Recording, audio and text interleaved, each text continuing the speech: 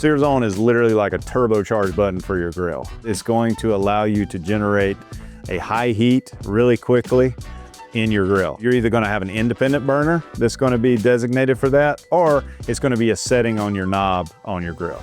This is great for, of course, reverse searing. When we talk about those big ribeyes, those New Yorks, those fillets, those thicker cuts that we cook indirect and then wanna finish them off with that beautiful crust, boom, we're gonna turn that Sear Zone and we're gonna crank up the heat and we're gonna get that wonderful crust we want. Now, it's also great on your thinner cuts. So if we're doing like thin cut meats that we need to cook hot and fast, it's perfect for that. If I wanna blister up peppers, onions to make like a fireside salsa, or if I want to cook shrimp, this is the way to cook shrimp, man. I love cooking shrimp on the Sear Zone.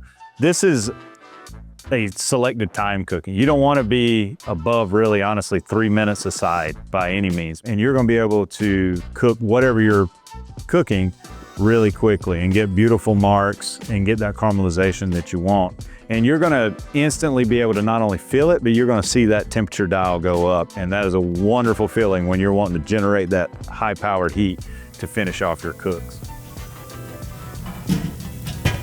I think that covered everything. Yeah.